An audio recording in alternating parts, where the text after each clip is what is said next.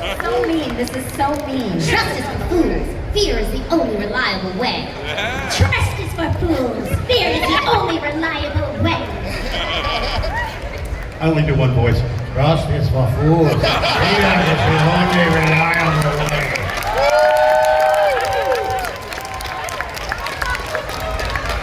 I will not imitate Azula. To celebrate becoming an only child. Azula always lies. Trust is for fools. Fear is the only reliable way.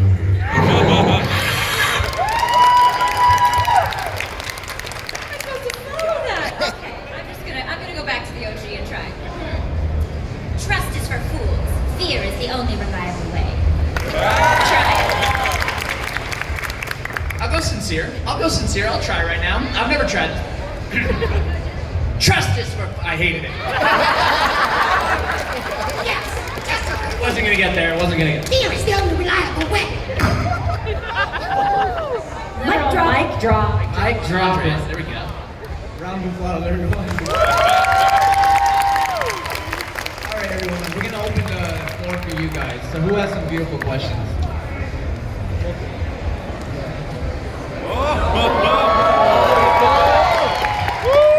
And the winner is... Hello, handsome. This question's for Dante. Okay. The Fire Nation has been wondering, would Zuko have been a better father to Katara's babies than Aang?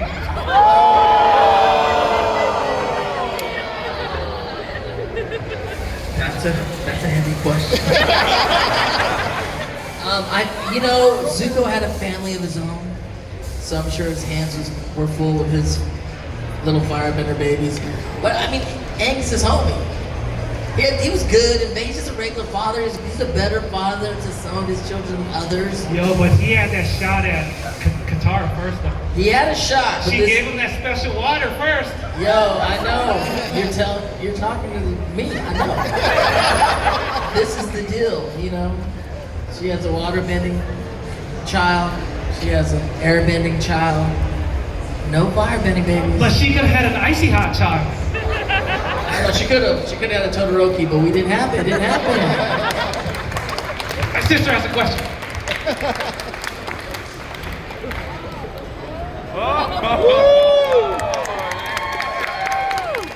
You're the top tier, by the way. Y'all looking real top tier up here. My question is for Gray. Since Azula's reign was cut short, what would she have done first as Queen of the Fire Nation? Cut short is a really nice way of saying it. Cut that short. I cut my bangs too short and then my reign got cut short. Gosh, I would have found my mother, I think. Yeah, but maybe made her my second in command. Forced her to be. Cute. Oh, I love that. Good folks in the Fire Nation. Good folks. Good folks in the Fire Nation. A lot of good folks in the Fire Nation. Good folks in the Fire Nation.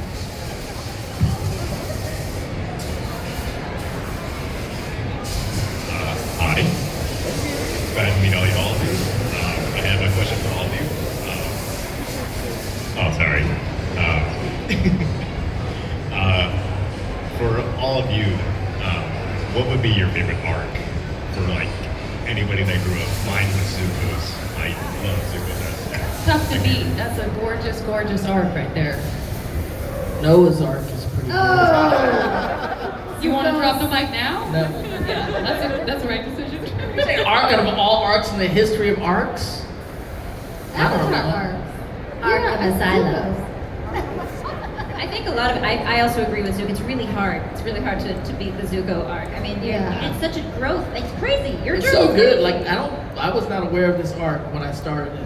Yeah. I didn't know where it was going. I thought I was just gonna be like my guy right here with a ponytail, running around the world searching for Zach. But it's an all-time. It's one of those all-time great arcs that is kind of hard to beat for sure.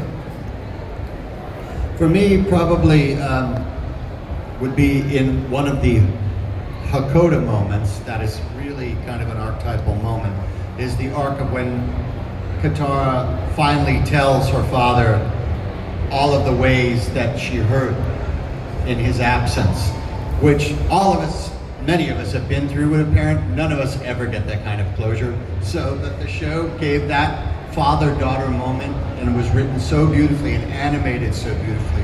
And that scene I got to do with May that day was just so beautiful that for me, it wasn't really my character arc, it was my daughter's character arc finally coming full circle and having that closure and then getting that back from her father. I mean, it created this moment that we wish we could all have when we feel that absence in our life, and the show gives that to people. Another reason why it keeps living on, because, and the father-son moment as well. They both have those two moments with Hakoda, and so even though he's not all the way through the show, his presence is deeply felt in his children, which is very true with most absent parents. They're not around, but they weigh very heavily. So for me, that was a beautiful, beautiful story arc.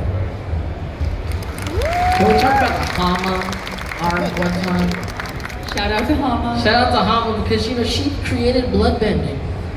And it becomes so important later on in the world of Avatar.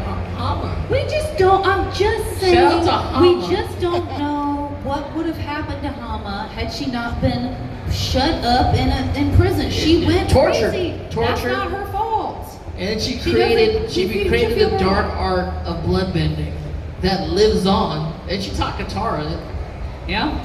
needed, Like was it or needed. not, yeah. Like it or not. I mean, But when we ask all of you, Dante and I definitely love asking people what kind of vendor they would be.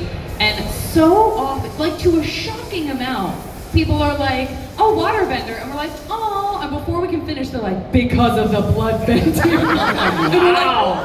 What? You're not supposed to do that. That's illegal. Say healing. I'd like to bloodbend a little bit.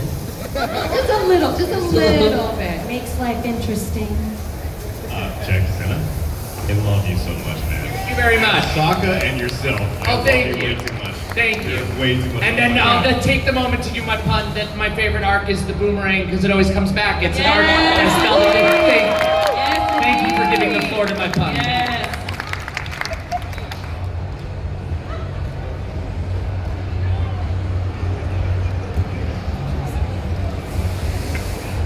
Hi.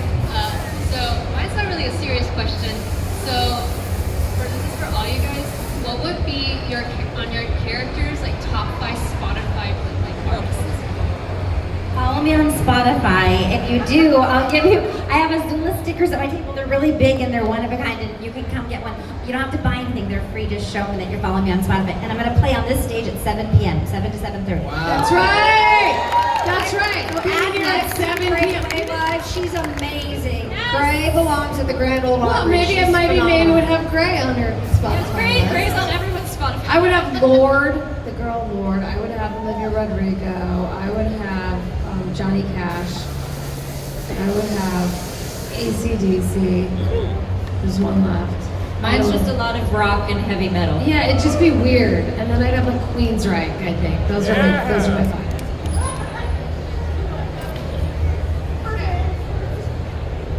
I think Zaga would listen to incredibly boring podcasts. I think it would be just exclusively like really detailed history podcasts and engineering things. I think he would just be like, I think he's like an insatiably curious guy, and he would just want like very minor details about the world presented to him And constantly. comedy podcasts. Comedy. He would just, I think like Zuko has like this little emo playlist and some like old like Depeche Mode. He's just listening to Morrissey, feeling some type of way rolling around on his boat by himself.